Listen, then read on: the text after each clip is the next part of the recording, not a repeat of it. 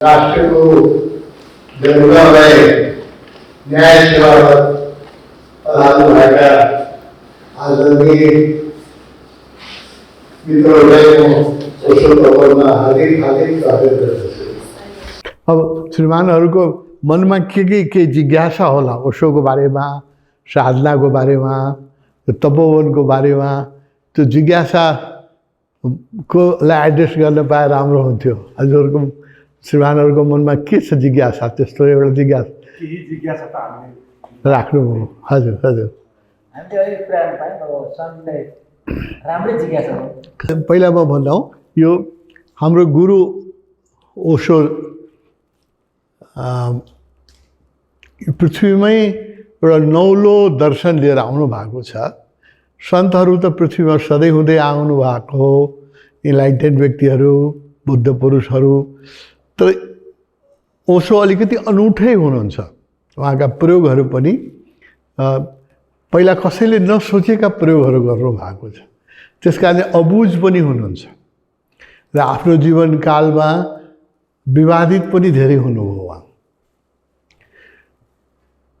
नेपाल र इन्डिया बाहेक कुनै पनि देशले उहाँलाई स्वागत गरेन, प्रवेश गर्नै दिएन। यति विवादित हुनुभयो कि उहाँलाई प्रवेशै गर्न दिएन युरोपका कन्ट्रीहरूले। त्यसको एउटा कारण अर्को के थियो भने, उहाँले के भन्नुभयो भने, जसो विज्ञानको फर्कोमा पश्चिमले चाहिँ ठुलो विज्ञानको जगतमा फर्को मारेको छ ठुलो, हामी त्यसको प्रशंसक हौँ। तर आध्यात्मको जगतमा पश्चिम चाहिँ परिपक्व छैन भन्नुभयो उहाँले, होइन। र तुलना गर्नु पऱ्यो भने पूर्वीय ध्यान धर्म जुन छ, सनातन धर्म, बुद्ध धर्म, हिन्दूका अरू शाखा सिख धर्म, जैन धर्म, त्यसको दाँजोमा पश्चिमी धर्महरू टिक्न सक्दैन। त्यसको उचाइ जुन छ, त्यसले गर्दाखेरि पश्चिमीहरू रिसाए उहाँसँग। र अर्को कुरा के हो, उहाँको आकर्षण यस्तो थियो, जब अमेरिकामा उहाँ 3-4 वर्ष एउटा हाम्रो कम्युन बनाउनु भएको थियो, रजनीशपुरम सिटी थियो। उहाँको परिकल्पना के थियो भने, एउटा यस्तो अन्तर्राष्ट्रिय सहर बसाउँ जहाँ दुनियाँका प्रत्येक देशका, प्रत्येक राष्ट्रका र प्रत्येक धर्मका, प्रत्येक संस्कृति र प्रत्येक जातिका मान्छे आएर बसोस्। युनिभर्सल भिलेज बनाऊँ र त्यो चाहिँ प्योरली अध्यात्मको लागि समर्पित होस्, कुनै धर्मको नहोस्, स्पिरिचुअल भिलेज, होइन। न हिन्दू होस्, न क्रिस्चियन होस्, न बुद्धिस्ट होस्। त्यो उहाँले बडो अनौठो प्रयोग थियो र 4 वर्षभित्र त्यहाँ म्याजिकै गर्नुभयो उहाँले। 110 स्क्वायर माइल न्युयोर्क सिटीभन्दा डबल ट्रिपल एरिया भएको क्षेत्रमा 4 वर्षभित्र एउटा आधुनिक सहर बनाइदिनु भयो उहाँले। आधुनिक, जो अमेरिकनहरू आए पनि आश्चर्य गर्थे 4 वर्षमा कसरी भए।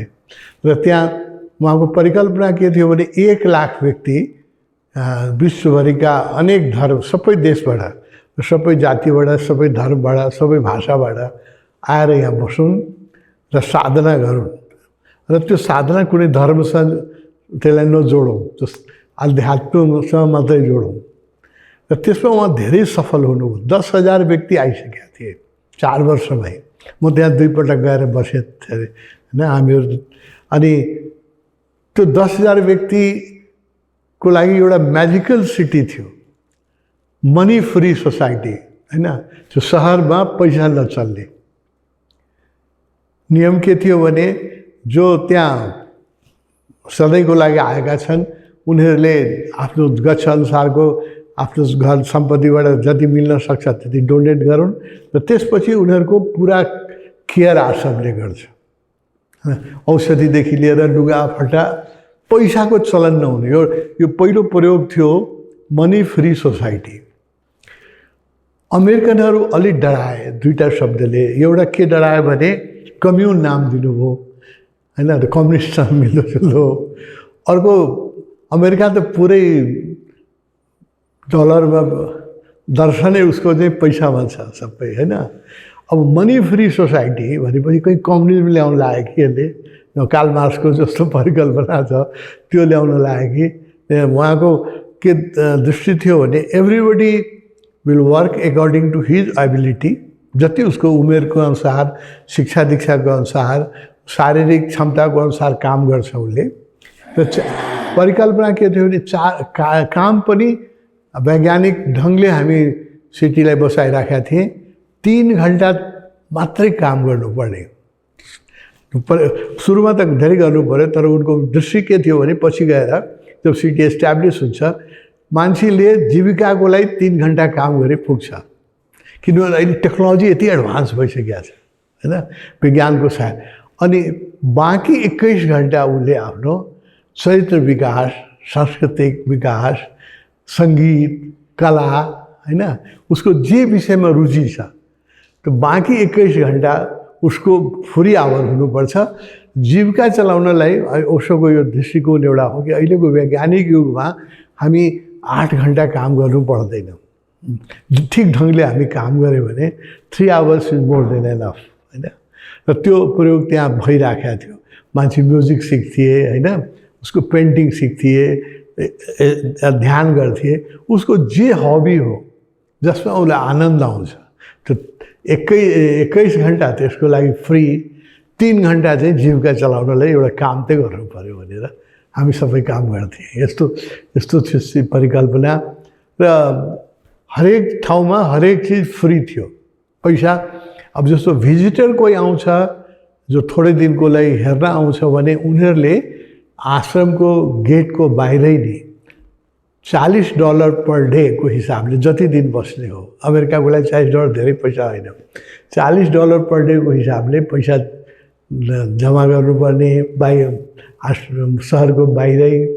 र उसले 1 महिनाको लागि जम्मा गरेको छ, जतिको गरेको छ उसको डिपार्चर डेटको एउटा घडी दिन्थ्यो यहाँ हामीले बनाएर, त्यसमा उसको डिपार्चर डेट लेख्या हो त्यो घडीमा हैन, कि यदि डेटसम्म त्यो घडी लगाएर त्यहाँबाट छिरेपछि एभ्रिथिङ मनी फ्री सोसाइटी, पैसा त्यहाँ चलाउनु नपर्ने।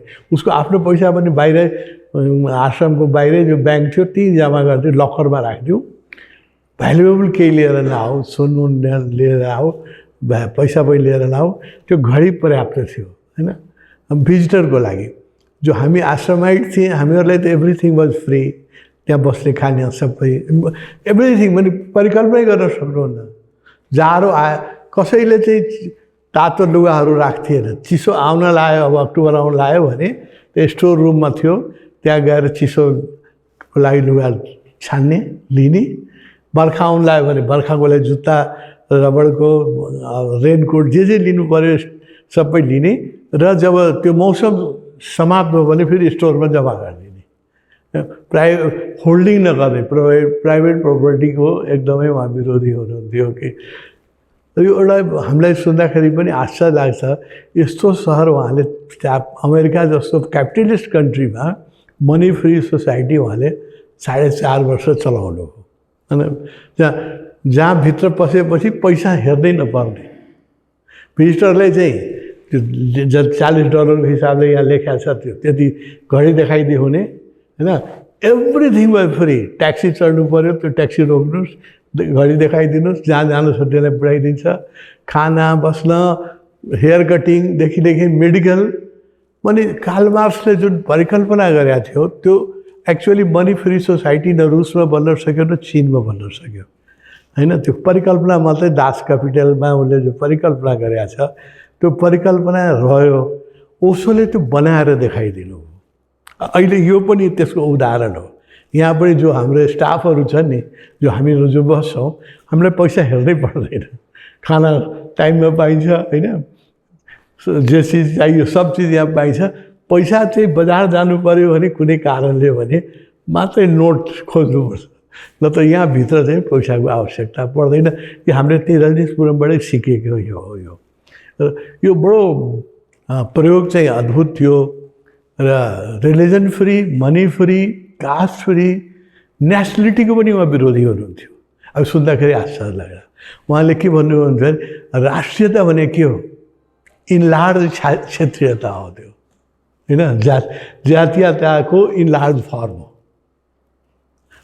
त्यो राष्ट्रियताले जति युद्ध भइरहेछ, जति विवाद भइरहेछ, सबै राष्ट्रियताले भइरहेछ। अब world has become a global citizen, global citizenship चाहिन्छ। संसार एक भिलेज भइसकेको छ। गाउँ विज्ञानले, टेक्नोलोजीले गाउँ संसारलाई एक भिलेज बनाइदिएको छ। राजनीतिले मात्रै यसलाई राज्य बनाइराखेको छ। मतलब त्यसको उहाँ राजनीतिको पनि विरोधी हुनुहुन्थ्यो, राज्यको पनि विरोधी हुनुहुन्थ्यो, जातीयताको विरोधी हुनुहुन्थ्यो र धर्म भन्नुहुन्छ सबै धर्महरू बने मान्छेलाई जोड्नलाई, प्रेम। सबै धर्मको फन्डामेन्टल ट्रुथ एउटै छ, ब्रदरहुड, कम्प्यासन, च्यारिटी, होइन, सिम्प्लिसिटी, फर्गिभनेस। सबै धर्मको त्यो फन्डामेन्टल भ्यालु हेर्नु भने चाहिँ इस्लाम होस् या क्रिस्चियनिटी हो, एउटै हो। सबै बुद्ध पुरुष जति हो उनीहरू सबैले एउटा ब्रदरहुड, राम्रो समाज बनाउन चाहे। तर त्यसको नाउँमा हामीले यो क्रिस्चियनिटी र यहुदी धर्म र इस्लाम धर्म खडा गरेर अहिले संसारमा जति युद्ध भइरहेछ त्यसमा हेर्नु भने मेजोरिटी अफ वार जुन भइरहेछ त्यसको भित्र चाहिँ रिलिजन छ। अहिले चाहे त्यो इजरायल र हमासको बिचमा भइरहेको छ, या हरेक 10 वर्षमा इन्डिया पाकिस्तानको बिचमा हुन्छ। हेर्नुहोस्, एभ्री 10 इयरमा हुन्छ। जबकि उनीहरूको हेर्नुहोस् भाषा एउटै हो, लगभग लगाइ एकै थरीको, कुर्ता पैजामा लगाउँछ, होइन, एकै हो। खानपिन मासु बाहेक सबै एउटै हो। एउटै मात्र हो कि मुसलमानहरू मासु चाहिँ रेगुलरली खान्छन्, हिन्दूमा केही खान्छन् केही खाँदैन। त्यो बाहेक खानपान, म्युजिक, कल्चर, फेस देखेर तपाईँ छुटाउन सक्नुहुन्न हिन्दुस्तानी हो कि पाकिस्तानी हो। त हरेक 10 वर्षमा किन लडाइँ भइरहेछ भने ओन्ली बिकज अफ इस्लाम र हिन्दुइजम। यो धर्म जोड्नलाई बनाएको थियो, विभाजित गर्नलाई त बनाउनु भएको थिएन मोहम्मद साहबले, होइन। यो त मनुष्यलाई जोड्नलाई बनाउनु भएको थियो। त्यसले उसले चाहनु भएको थियो कि साम्प्रदायिक धर्म बिदा होस्, स्पिरिचुअलिटी हो, अध्यात्म होस्। र एउटा अर्को कुरा हामीलाई सिकाउनु हो श्रीमान, त्यो भन्छु, उहाँले के बताउनु हो भने तिमीहरूको यो संसारमा मात्रै धर्म छ। जब तिमीहरू मर्छौ, स्पिरिट वर्ल्ड त्यसलाई हामी भन्छौँ, प्रेत योनि भन्छौँ, देव योनि भनौँ, जे भनौँ, जब शरीरबाट हामी बिदा हुन्छौँ, जब हामी अर्को लोकमा जान्छौँ, स्पिरिट वर्ल्डमा, त्यहाँ कुनै रिलिजन छैन, कुनै धर्म छैन, त्यहाँ अध्यात्म छ। गड एक्जिस्टेन्स ल छ, गडको कानुन छ, त्यसको अधीन चल्छ। तर त्यहाँ हिन्दू, मुस्लिम, क्रिस्चियनिटी विभाजन छैन। यो मैले स्पिरिट वर्ल्डमा अलिकति मैले काम गरेको छु, धेरै मृत आत्माहरूसँग मेरो सम्पर्क गरेको छु, कुरा गरेको छु, गर्छु अहिले पनि। उनीहरूसँग सोध्छु, त्यहाँ चाहिँ कुनै प्रकारको विभाजन धर्मको छैन। यो जन्म हामी हिन्दू छौँ भने अर्को जन्म मरेपछि हिन्दूमै जन्म हुन्छ, यसको कुनै ग्यारेन्टी छैन। क्रिस्चियन पनि हुनसक्छौँ, बुद्धिस्ट पनि हुनसक्छौँ, होइन। अहिले एउटा तपाईँहरूले पढ्नुभयो होला, श्री एम भन्ने एकजना ठुलो हिन्दू धर्मका ऋषि जस्तै हुनुहुन्छ। उहाँलाई धेरै प्रवचनहरू दिनुभएको छ, धेरै जन्मदेखि साधना गर्दै आइराख्नु भएको छ। कृष्णको टाइमदेखि उहाँको लागि स्मृति छ, कृष्णको टाइममा उहाँ कृष्णको गोपी हुनुहुन्थ्यो 5000 वर्ष पूर्व। 5000 वर्षमा उहाँले जति धर्म जन्म लिनुभयो सबै हिन्दू धर्ममा जन्म हो। अहिले यो जन्ममा, लास्ट जन्ममा उहाँले मुसलमानको, उहाँले पढ्नलाई किताब छ, पढ्नु होला, एउटा मुसलमानको अपमान गर्नुभयो। उहाँसँग सिक्न आएको थिए, उहाँले बताउनु भएन। त्यसको पापले यो जन्ममा इस्लाममा जन्म। मुसलमान हुनुहुन्छ, पढ्नु होला, युट्युबमा उहाँको धेरै छ। But he by heart he Hindu, किनभने हरेक जन्म हिन्दू हुनुहुन्थ्यो, यो जन्म चाहिँ मुसलमानमा जन्मिनु। त्यही हाम्रो पनि कुनै ग्यारेन्टी छैन कि हामी अर्को जन्म नेपालमै जन्मौँला, बाहुनै जन्मौँला, क्षेत्रीय जन्म, यसको कुनै ग्यारेन्टी छैन, होइन। हिन्दू मुसलमानमा जन्मिन्छन्, मुसलमान हिन्दूमा जन्मिन्छन्। यो विभाजनले सिर्फ युद्ध ल्याएको हो भन्ने उहाँको एउटा विशाल दृष्टि छ। त्यो मैले अहिले हजुरलाई, श्रीमानहरूलाई चाहिँ खाका दिएँ।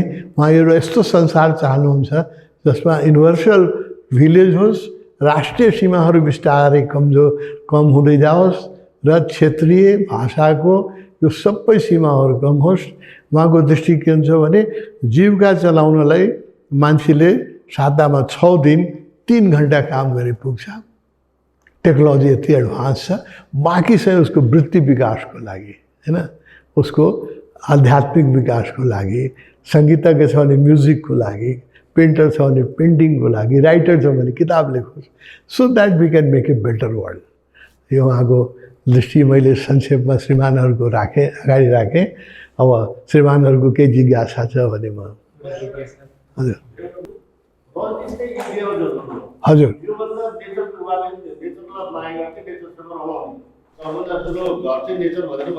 फरेस्ट भनेर यहाँ हामी हेऱ्यो पनि हजुर इन्डिया राम्रो नेचर पनि थियो। उहाँले नेपालको यो ठाउँ रोज्नुको पछाडि केही छ कि छैन? छ, म आउँछु।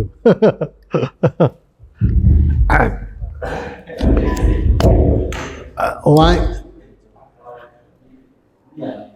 एक त उहाँ चाहिँ इन्डिया, नेपाल, पाकिस्तान, जापानमा विश्वास गर्ने मान्छे नै हुनुहुन्न। पहिला यो सुन्नुहोस् होइन, उहाँ जन्मिनु हो इन्डियामा जैन धर्ममा। जो बडो जैन धर्म महावीरका फलोअरहरू आफ्नै धर्ममा बडा कट्टर छन् उनीहरू होइन।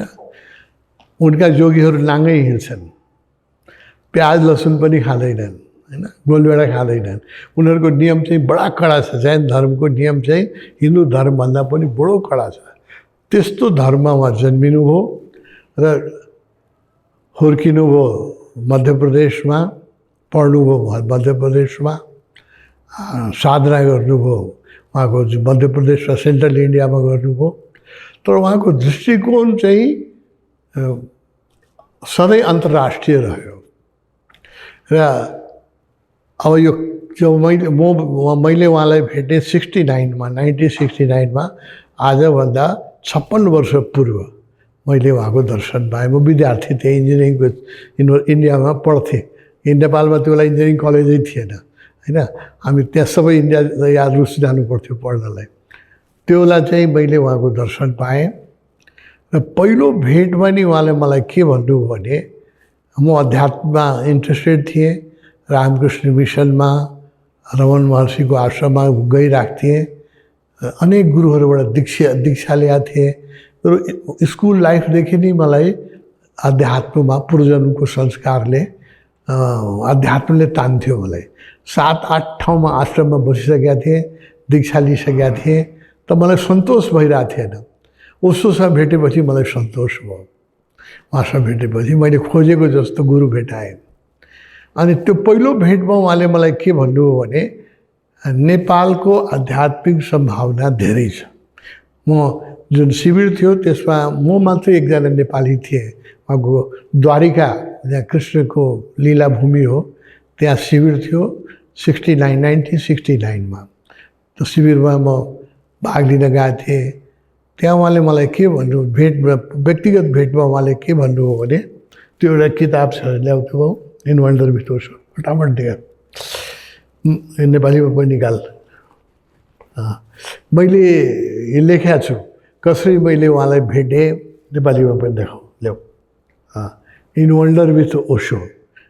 ओशोसँग भेट्नु एक चमत्कारै हो, चमत्कारिक घटना हो।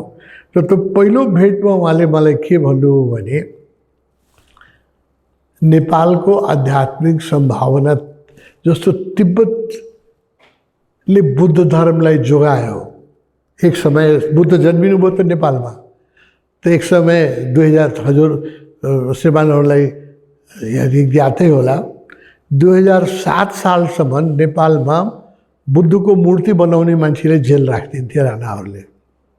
धेरै गुबाजुहरू जेल पर्नुभयो र पहेँलो वस्त्र लगाएर हिँड्ने भिक्षुहरूलाई सीमा कटाइदिन्थे। राणाहरू अलिक धर्मभिरू थिए, मार्न चाहिँ मार्थिएन, जेल राख्थिएन। त उनीहरूले भन्थे कि उत्तर जा तिब्बत कि दक्षिण जा भारत, नेपाल त बस्ने ठाउँ होइन। जुन देशमा बुद्ध जन्मिनु हो हैन, त्यो देशमा बुद्ध धर्म मान्ने चाहिँ अपराध थियो हैन, यो स्थिति थियो। धेरै पनि भएको छैन 7 सालबाट कति भएको छ अरे 75 वर्ष पूर्व हामीले देखेको भोगेको कुरा हो है। गुवाजुहरू चाहिँ बुद्धको मूर्ति बनाएका कारण यहाँ चाहिँ केही लामाहरू जेल पर्नु भएको थियो, किनभने बुद्धको मूर्ति बनायो।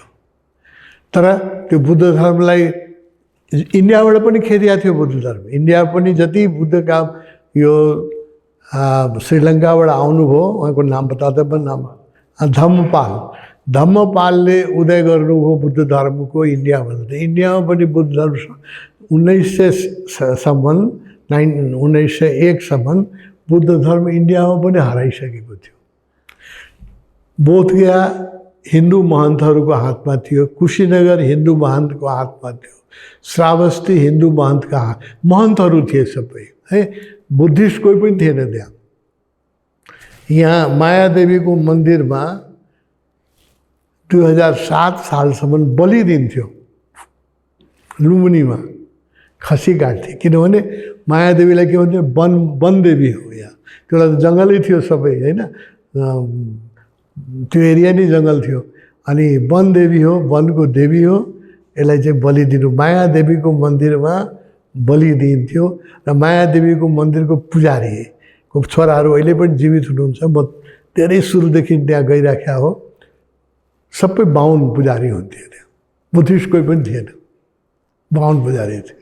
अहिले पनि उहाँको नातिहरू हुनुहुन्छ, जीवितै हुनुहुन्छ। त्यस कारणले बुद्ध धर्म चाहिँ इन्डियाबाट पनि खेरिया थियो, नेपालबाट पनि खेरिया थियो। संरक्षित कसले गर्यो? तिब्बतले। त्यो बेला तिब्बतमा संरक्षित थियो, तिब्बतबाट आयो बिस्तारै। अहिले त हामी गौरव गर्छौँ नि कि बुद्ध बर्न इन नेपाल, हामी बुद्ध जन्मेको भूमिमा जन्मे हौँ भने बडो गौरव गर्छौँ।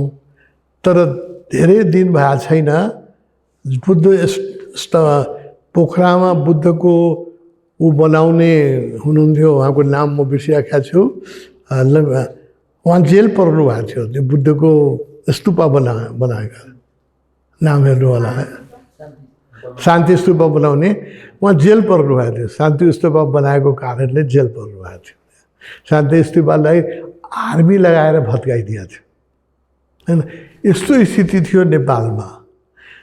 मलाई मेरो गुरुले के भन्नुभयो भने नेपालको आध्यात्मिक सम्भावना यस्तै छ जसरी तिब्बतले बुद्ध धर्मलाई संरक्षित गर्यो, मेरो दर्शनलाई नेपालले संरक्षित गर्छ। म इन्जिनियरिङको विद्यार्थी, यो भाषै बुझ्थेन, धर्मलाई संरक्षित गर्ने के हो भाषा बुझ्थेन होइन। अनि उहाँले भन्नुभयो तिमीले मेहनत गर्नुपर्छ, मेरो धर्म नेपालमा जस्तो बुद्ध धर्म तिब्बतमा संरक्षित भयो। म बडो कन्ट्रोभर्सियल कुरा गर्छु, क्रान्तिकारी कुरा गर्छु, मेरो कुरा चाहिँ आलोचना हुन्छ, तर नेपालमा मेरो दर्शन जोगिन्छ। यो मलाई ओशोले भन्नुभएको छ कति वर्ष, 56 वर्ष पूर्व, 1969 मा भन्नुभएको। त्यो बेला मैले बुझेन यो कुरा, बुझ्ने क्षमता पनि थिएन। उहाँले भन्नु तिमीले चाहिँ तिम्रो सम्भावना छ, तिमीभित्र प्यास छ, तिमीले यदि मेरो धर्मलाई जोगायो भने नेपालमा जोगिन्छ र नेपालबाट फेरि यो सारा विश्व फिन्छ। अहिले यही भइरहेछ। आजको दिनमा 40 जना विदेशी यहाँ छन् तपोवनमा। इन्डियाका मान्छे पनि ओशो धर्म सिक्नलाई यहाँ आइरहेका छन्। चाइनाबाट पनि अहिले आजको दिनमा 22 जना छन् चाइनिज यहाँ होइन। बिस्तारै it is becoming A international hub, अन्तर्राष्ट्रिय केन्द्र। अब गरिब देश हौँ हामी, धेरै कुरा हाम्रो लिमिटेसन छ, हाम्रो भनौँ न कनेक्टिभिटी नै धेरै पुवर छ, कनेक्टिभिटी धेरै पुवर छ, डाइरेक्ट फ्लाइटहरू छैन, रोडहरूको हालत जुन छ हजुर श्रीमानहरूलाई थाहै छ। त्यसका बावजुद पनि अहिले हामी कहाँ देश हाम्रो तपोवनमा लगभग 60 देशका व्यक्ति प्रत्येक वर्ष ध्यान सिक्न आइरहेका छन्। अलिकति कनेक्टिभिटी भइदियो, अलिकति प्रचार भइदियो, अलिकति हाम्रो आर्थिक स्थिति देशको राम्रो भयो भने यो सङ्ख्या बढ्नेवाला छ। आज पनि। त्यस कारणले ओशोले यो मलाई 69मै भन्नुभएको थियो, आज यो चरितार्थ भइरहेछ। ओशोको सबभन्दा सक्रिय देश अहिले नेपाल बनेको छ। यहाँ 7वटा यस्तो कम्युन छ जो यहाँ देखिराख्नु भएको छ। कम्युन एउटा कम्युन बनाउनु गाह्रो छ, चलाउनु गाह्रो छ। 7वटा यस्तो कम्युन छ नेपालमा र 1 लाख हामी सन्यासी छौँ। त्यसमा 2-3 हजार त इन्जिनियर छौँ, किनभने म इन्जिनियरिङ पेसामा भएको हुनाले मेरा सबै साथीहरू यो सबै इन्जिनियरहरू बसिरहेका छन्। यहाँ हाम्रो आश्रमको ट्रस्टीहरू सबै इन्जिनियर छन् होइन। म जुन प्रोफेसनमा आएँ त्यो प्रोफेसनबाट अलिकति छिटो मित्रता हुन्छ। डक्टर छन्, इन्जिनियर छन्, आर्मी अफिसर छन्, सांसदहरू हुनुहुन्छ, मन्त्रीजीहरू हुनुहुन्छ, मन्त्रीजीहरू भइसक्नु भएको छ, अहिले पनि क्षेत्रहरूमा मन्त्रीजीहरू हुनुहुन्छ। हरेक प्रोफेसनका न्यायाधीशजीहरू हुनुहुन्छ होइन। हरेक प्रोफेसनका मान्छे अहिले ओशोमा लागेका छन् र यो नेपाल बिस्तारै ओशोको केन्द्र बन्दै गइरहेका छ। यो मेरो गुरुले जब म एक्लै ओशोको शिष्य थिएँ त्यो बेला भन्नुभएको मलाई नै विश्वास लागेको थिएन। त अब बिस्तारै त्यो चरितार्थ भइरहेछ। हजुरलाई मेरो एउटा चाहिँ हामी सबै न्यायाधीश हो। अब न्यायाधीशले गर्ने कामलाई चाहिँ डिभाइन वर्क भनिन्छ, त्यो दैवी कार्य हो भनिन्छ। त्यो पहिला भगवान्ले गर्नुहुन्थ्यो आफ्नो आसनमा बसेर, अहिले त्यो काम न्यायाधीशले गर्ने यो बेलायतको अवधारणा हो। अनि त्यो भनेको सत्यको खोजी हो। सत्यको खोजी न्यायाधीशले गर्छ। त्यो सत्यको खोजी गर्दा न्यायाधीश चाहिँ मान्छे नै, सामान्य मान्छे नै भए पनि सामान्य मान्छेको सोचाइभन्दा माथि एउटा निष्पक्ष इम्पार्सियलिटी भन्छ त्यो लेभलमा जान्छ। त्यसकारण यो गुणहरू न्यायाधीशमा हुनुपर्छ। अब यसमा स्पिरिचुअलिटीलाई, आध्यात्मिकतालाई र न्यायाधीशको कामलाई कसरी जोड्न सकिन्छ होला यसमा? बहुत राम्रो, बहुत राम्रो, बहुत राम्रो विषय आयो। पहिला हेर्नुहोस् त न्याय कस्तो हुन्थ्यो, राजा कहाँ पुग्थे पीडित व्यक्ति या जसको विवाद हुन्थ्यो, दुईटै पार्टी राजा कहाँ पुग्थे, राजाले सुन्थ्यो, दुईटै पार्टीको गुनासो सुन्थ्यो होइन, र उसले फैसला गरिदिन्थ्यो। न्यायमा यति विलम्ब हुन्थेन, यति पैसा पनि लाग्थेन। मेरो एउटा न्याय सेवासँग मेरो एउटा सानो मलाई ठुलो बिन्ती छ। अहिले न्याय जुन भयो, it has become very expensive for poor person न्याय पाउनु। वकिलहरूको यहाँ त कम छ। इन्डियामा एकचोटि सुप्रिम कोर्टमा उभिएको वकिलले 5 लाख रुपियाँ माग्छ। 5 मिनटको लागि उभिदियो भने 5 लाख रुपियाँ। हाम्रै आश्रमका केही केसहरूमा हामीले देखेँ, त्यहाँ इन्डियाको आश्रमका खालि उभिदिनु भयो भने 5 लाख रुपियाँ गयो होइन। यति एक्सपेन्सिभ भयो। र अर्को एउटा उखान छ, justice delayed is justice denied होइन। न्याय यदि ढिलो पायो भने त्यो अन्याय नै हुन्छ। मेरो अध्ययन चाहिँ इन्डियामा भयो, त्यो बेला इन्जिनियरिङ कलेजै यहाँ थिएन, हामी कहाँ थियौँ भने हामी पढ्थ्यौँ, सबै स्कुलिङ पनि त्यही हो। मैले देखाएको छु त्यो बेलादेखि चलिरहेको मुद्दासम्म अहिले फैसला भएको छैन। एउटा तपाईँलाई एक्जाम्पल दिउँ, राम जन्मभूमिको मुद्दा कति वर्ष चल्यो? अहिले पनि मथुराको कृष्णको जन्मभूमिको मुद्दा चलि नै राखेकै छ, अहिले पनि फैसला भएको छैन। अङ्ग्रेजको टाइमदेखि चलिरहेको छ होइन। राम जन्मभूमिको मुद्दा यदि मोदीजीले पर्सनली इन्भेन्सन नगर्नु भएको भए सायद अरू चल्थ्यो। कति वर्ष चल्थ्यो केही ठेगाना छैन। त्यो प्राइम मिनिस्टरले आफै इन्ट्रेस्ट लिएको हुनाले त्यो मुद्दा छिन्यो, रामको जन्मभूमि बन्यो। अहिलेसम्म मथुरामा बनाएको छैन, कृष्णको फैसला हुन सकेको छैन, मस्जिद र मन्दिरको विवाद छँदैछ। त्यहाँ दुईवटा कुरा जुन हो, justice delayed is justice denied.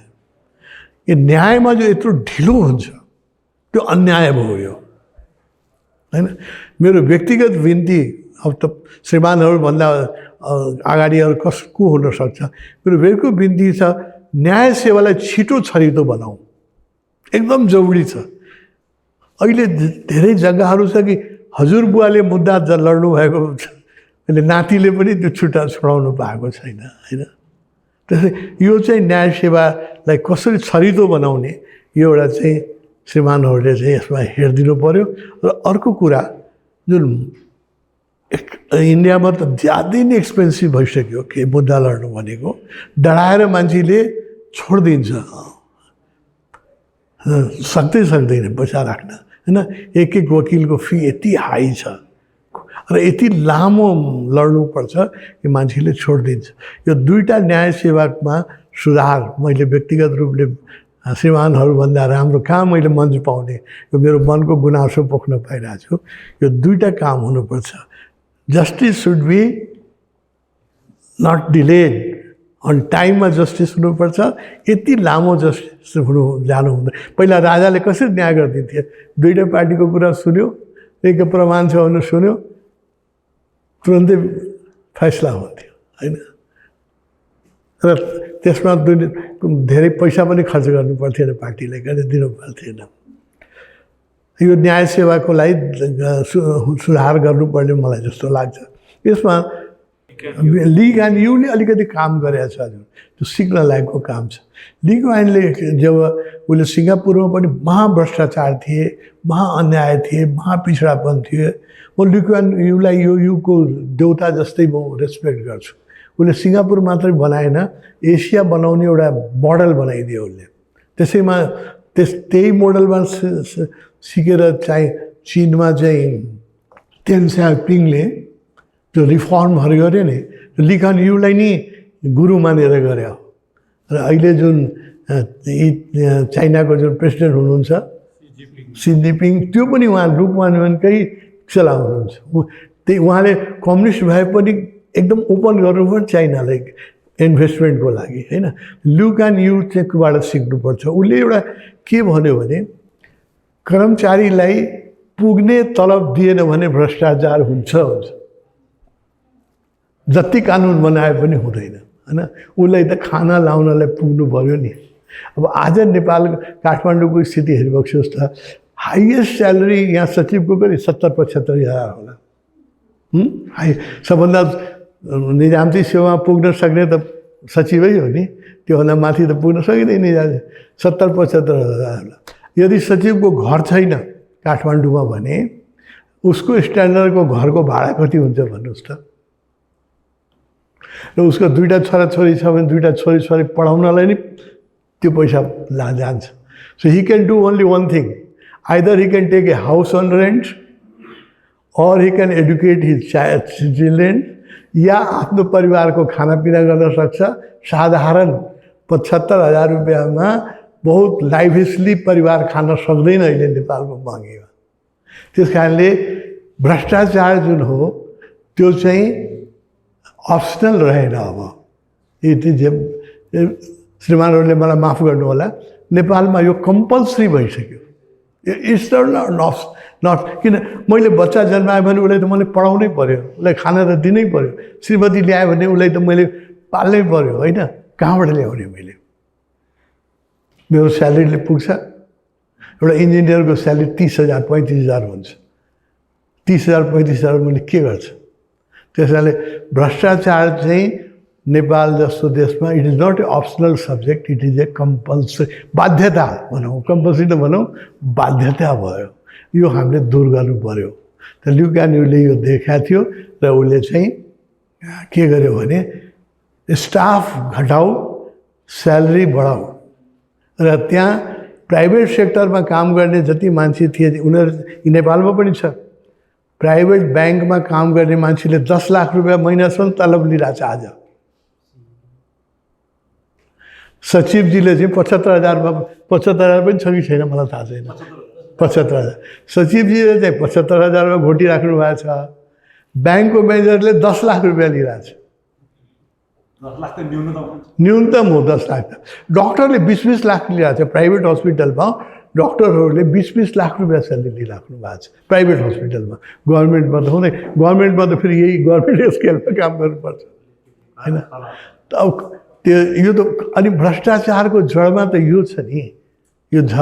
यसलाई हामीले एड्रेस नगरिकन न्याय सेवा भनौँ या कुनै सेवा भनौँ, पुलिस सेवा भनौँ या कुनै सेवा भनौँ, त्यो परिशुद्ध हुन सक्दैन जो यो यो यो हामीले एड्रेस गर्दैनौँ। यो फ्याक्ट हो, फ्याक्ट अफ दि डे हो। यसले ल्युगानुले एउटा के गरेको थियो भने हाम्रो जो कर्मचारी छन्, सरकारी कर्मचारी, उनीहरूको स्यालेरी प्राइभेट सेक्टरमा काम गर्ने मान्छेभन्दा 10% बढी हुनुपर्छ, किनभने उनलाई पनि न्याय दिने यो हो। त्यो प्राइभेट सेक्टरमा पनि अन्याय पऱ्यो भने त दिने त श्रीमानहरू हुनुहुन्छ नि न्याय दिने। अब त ऊ 10 लाख खाने मान्छेलाई तपाईँ 40,000 तलब खाने मान्छेले के न्याय दिन सक्नुहुन्छ, होइन? त्यस कारणले तलब हाम्रो धेरै मतलब कम छ र यसलाई वैज्ञानिक बनाउनुपर्छ र लुक एन्ड युबाट धेरै कुरा नेपालले सिक्नुपर्छ। अनि मात्रै न्याय सेवादेखि लिएर अरू सबै सेवामा छिटो छरितो न्याय हामीले पाउँछौँ र सस्तोमा पाउँछौँ जस्तो लाग्छ। यो हजुर स्वामीज्यू, मेरो दुईवटा जिज्ञासा छ, मैले एकैचोटि राखेँ। एकदम मैले बुझेअनुसार हाम्रो महाभारत करिब करिब 5000 साल पुरानो भनिन्छ। अब वेद त्यहाँभन्दा पनि पुरानो होला, तर अब चाहिँ क्रिस्चियनिटी र मुस्लिम चाहिँ हजुरको 1600-1700 वर्ष भयो होला। र 1600-1700 वर्ष अगाडि उनीहरू कहाँ थिए? हामीसँगै थिए कि अथवा उनीहरू कहाँ थिए? अब एउटा जिज्ञासा मेरो यो भयो। र अर्को भनेको अब हामीले यो पूर्वीय दर्शनमा सुनिआएको के छ भन्दाखेरि ब्रह्म सत्य जगत मिथ्या भन्छ। अब मैले ओशोलाई जतिसम्म मैले नबुझ्या हुन सकौँला र मैले ओशोलाई बुझेसम्म ओशोजीले जगतलाई मिथ्या भन्नुहुन्न जस्तो लाग्छ मलाई। यही जगतमा बसेर पनि ब्रह्मलाई पाउन सकिन्छ भन्ने अर्थमा मैले बुझाएको छु। यो मेरो बुझाइ ठिक हो कि होइन? यसो स्वामीजीबाट उत्तरको अपेक्षा राख्छु। धन्यवाद। बडो सान्दर्भिक प्रश्न उठाउनु भएको छ। पहिला त यसमा शङ्कराचार्यको युक्ति हो ब्रह्म सत्य जगत मिथ्या। आदिगुरु शङ्कराचार्यले भन्नुभएको थियो र यो शङ्कराचार्यले मात्रै भने होइन, हाम्रो हिन्दू धर्ममा यो हाम्रो मान्यतै थियो कि यो संसार सपनाको संसार हो, यसमा धेरै अल्झिनु हुँदैन, होइन? मुक्ति खोज्नुपर्छ, निर्वाण खोज्नुपर्छ र हामीले नेग्लेक्टै गरे हो, मटेरियल वर्ल्डलाई नेग्लेक्टै गरे हो। त्यसकारण हामी धीरै बिस्तारै गरिब हुँदै गयो। हामी गरिब थिएन। एउटा इतिहास हेर्नुहोस् पल्टाएर, भारत खण्ड भनौँ न, त्यो बेला त नेपाल, इन्डिया, भुटान, सिक्किम अलग थिएन नि। एउटा हाम्रो भारत खण्ड भनौँ एउटै थियो, होइन? कहिले यो राजा यहाँ कहाँ राजाको राज्य पन्जाबसम्म पुग्थ्यो, कहिले उनीहरूको चाहिँ उतासम्म पुग्थ्यो, त्यो राज्यहरू टुट्थ्यो, बढ्थ्यो। त्यो यो जुन भारत खण्ड थियो, अहिले पनि हामी पूजा गर्दाखेरि भन्छौँ नि भारत खण्ड, होइन? त्यो इन्डियन सब कन्टिनेन्ट भनौँ न इङ्ग्लिसमा भन्दाखेरि, Indian sub continent was one time सोने की चिडिया, गोल्ड बर्ड थियो, गोल्डन बर्ड। सारा दुनियाँका मान्छे किन अट्याक गरेर आए, होइन? को आएन? इस्लामिकहरू आए, फ्रेन्च आए, होइन? पोर्तुगिज आए, ब्रिटिस आए, सबै किन आए यहाँ? लुट। किनभने यो क्षेत्र सबभन्दा धनी क्षेत्र थियो। यो जहाँ तपाईँ बसिराख्नु भएको छ, यसको उल्लेख के छ थाहा छ? Mount of affluence. यो अहिले जुन हामी नागार्जुन डाँडामा बसिरहेको छौँ, बुद्धिस्ट लिटरेचरमा मैले पढेँ, नागार्जुनलाई ध्यान गर्न जाऊ भनेर बुद्धले ध्यानमा भन्नुभयो। नागार्जुन नालन्दा युनिभर्सिटीको चान्सलर हुनुहुन्थ्यो। उहाँलाई ध्यान गर्नलाई तिमी जाऊ, तिमी मुक्त भएको छैन, तिमी विद्वान हो, तिम्रो प्रोफेसरहरू मुक्त इन्लाइटेन भइसके, तिम्रो विद्यार्थीहरू इन्लाइटेन भइसके, तिमी ज्ञानी मात्रै हो, मोक्ष प्राप्त गरेका छैन, तिमी तपस्या गर्न जाऊ भने बुद्धले भन्नुभयो। कहाँ जाउँ भन्दाखेरि माउन्ट अफ एफुलेन्समा जाउँ। यो माउन्ट अफ एफुलेन्स कहाँ छ, होइन? माउन्ट अफ एफुलेन्समा समृद्धिको पहाड।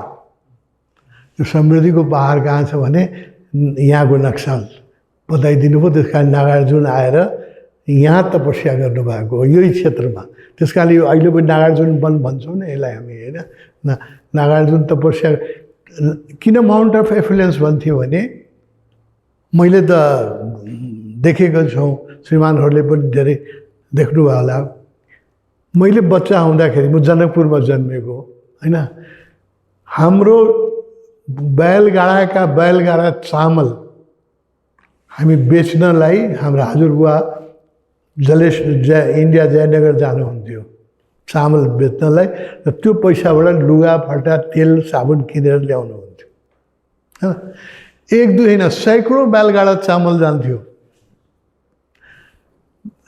तपाईँको उसबाट आलु जान्थ्यो जब ट्रक चल्न थाल्यो सिन्धुली एरियामा यति आलु उब्जिन्थ्यो, होइन?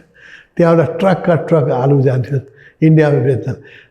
We were food exporting country. हामी फुड एक्सपोर्ट गर्थेँ, उद्योग थिएन। त्यसको लुगाफाटा इन्डियाबाट किन्नु पर्थ्यो, तेल साबुन इन्डियाबाट किन्नु पर्थ्यो। त्यही धान बेचेर, चामल बेचेर, आलु बेचेर हामीले चाहिँ उताबाट लुगा तेल सेल किनेर ल्याउँथेँ, होइन? यो 2000 यो धेरै होइन, यो मैले बच्चामा मैले देखेको घटना हो। हाम्रै खेतबाट चाहिँ बैलगाडा चामल जान्थ्यो। कहिले नेपालले चामल इम्पोर्ट गर्ला भनेर सपनामा पनि सोचेको थिएन, होइन? आज गोलभेडा पनि इम्पोर्ट गर्नु परिरहेको छ, पुदिनाको पात पनि इम्पोर्ट गर्नु, धनियाँको पात पनि इम्पोर्ट गर्नु परिरहेको छ, होइन?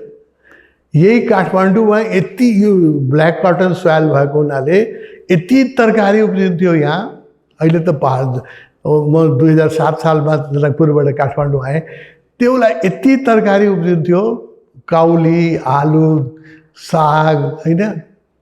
कि खाइ नसक्ने कतिका तरकारी उब्जिन्थ्यो। अहिले काठमाडौँमा ट्रक तरकारी इन्डियाबाट आइरहेको छ, होइन? यो सब सिचुएसन चेन्ज भइरहेको छ, उल्टो भइरहेको। किनभने हामीले यतातिर ध्यान दिएन, यस कारणले हाम्रो बुद्धि पुगेन, विवेक पुगेन भनेर हाम्रो ध्यान दिए। हजुरको पुरा प्रश्न के थियो उहाँको? मैले बिर्सेँ। हो, त्यस कारणले यो जुन भारत खण्ड थियो त्यो संसारको सबभन्दा रिचेस्ट खण्ड थियो। हामी पनि जुन यहाँ बसिरहेका थिए माउन्ट अफ एफिलेन्समा बसिरहेका थिए, समृद्धिको पहाडमा बसिरहेका थिए, होइन? अब अहिले हामी एसियाको पोरेस्ट कन्ट्री, पछि अफगानिस्तान पछि Nepal is a forest country of Asia. एक त एसिया पिछडेको छ, युरोपको दाँजामा, अमेरिका दाँजामा, एसियामा केही कन्ट्री धनी भए, तर हामी हुन सकेन। हामी चाहिँ अफगानिस्तानमा युद्ध चलिरहेको छ, उसले त माफ गरिदिनुहोस्। अफगानिस्तान पछि एसियाको सबभन्दा गरिब देशमा हामी श्वास लिइरहेका छौँ। दरबार स्कुलमा पढ्दाखेरि, दरबार स्कुलमा पढाए हौँ, त्यहाँ पढाएको थिएँ, याद छ। दुनियाँको सबभन्दा गरिब कन्ट्री को हो भने भुटान पढाएको थिएँ। एसियाको सबभन्दा गरिब कन्ट्री कुन हो? भुटान। आज भुटानको पर क्यापिटा इन्कम नेपालभन्दा 4 गुणा बढी छ। म भुटान पुगेर आएँ, भुटान नेपालभन्दा धेरै समृद्ध गइसक्यो। जति आश्चर्य लाग्छ, उहाँको राजधानीको नाम भुटानको थिम्पूमा 1,50,000 मान्छे बस्छन्। थिम्पूमा 1,50,000 मान्छे बस्छन्। गाडी कतिवटा छ भने 75,000 गाडी छ, कार। मोटरसाइकल कोही चढ्दैन, पुलिस बाहेक कसैले मोटरसाइकल चढ्दैन। मतलब every family has a car, होइन? अब दुनियाँको सबभन्दा गरिब देश भनेर, एसियाको सबभन्दा गरिब देश भनेर दरबार स्कुलमा मैले नै घोटेको हो, लेख्या पनि हो जाँचमा, होइन? आज भुटान देख्दाखेरि लाजै लाग्यो। हामी कहाँ छुट्यौँ, कति गरिब भए।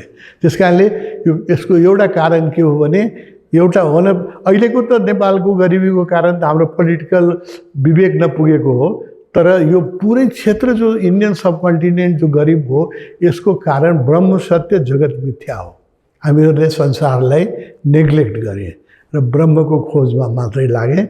जो हामीलाई देशमा, जो यो क्षेत्रमा जो पनि विद्वान पैदा हो, त्यो देशलाई समृद्ध गर्नतिर लागेन कि आत्मालाई मुक्त गर्नतिर लागे, साधनामा लागे। साधनामा हामीले उचाइ हासिल गरेँ, तर आर्थिक दृष्टिकोणमा हामी गरिबदेखि गरिब हुँदै हुँदै आज यस्तो स्थिति आएछ कि माउन्ट अफ एफिलेन्समा बसेर पनि मलाई भन्न लाज लाग्छ कि अफगानिस्तानपछि एसियामा सबभन्दा म भुटान देखेर आएँ। भुटान देखेर मलाई आश्चर्य लाग्यो, भुटान हामीभन्दा कति माथि गइसक्यो। एकतिर चाइना छ, वर्ल्डको सेकेन्ड इकोनोमी त डिक्लेयर्ड छ हो, तर एक्चुअल भन्नुभयो भने इन्डिया त्यो अमेरिकाभन्दा धनी हुँदै गइरहेछ र वर्ल्डको फर्स्ट इकोनोमी हुन्छ, तुरन्तै घोषणा हुन्छ। उसको जुन विकासको रेट छ अहिले घोषणामा जाउँ न, सेकेन्ड इकोनोमी चाहिँ वर्ल्डको एक साइडमा उत्तरमा, फोर्थ इकोनोमी चाहिँ इन्डिया चाहिँ फोर्थ इकोनोमी भइसक्यो, त्यो दक्षिणमा। त्यसको बिचमा महादरिद्र हामी किन? यो त दुईजनाको हावाले नै हामी धनी हुनुपर्ने। दुई देशको टुरिस्ट मात्रै ल्यायो भने हामी धनी हुनुपर्ने होइन। यही कारण कि हामीले ब्रह्मलाई सत्य माने, जगतलाई मिथ्या माने, देशलाई समृद्ध गर्नतिर लागेन, साधनातिर लागे। हाम्रा जो मान्छेहरू थियो धर्ममा लागे, पूजापाठमा लागे, तर विज्ञान विकसित गर्न हामी लागेन। होल सब कन्टिनेन्ट एसिया नै यसबाट ग्रसित थियो, एसिया नै गरिब थियो, त यसबाट उम्क्यो। त्यसमा लु कान युको म धेरै श्रेय दिन्छु। लु कान यु फर्स्ट व्यक्ति हो जसले एसियालाई धनी बनाउनलाई उसले चाहिँ इकोनोमिकल रिफर्महरू गर्यो।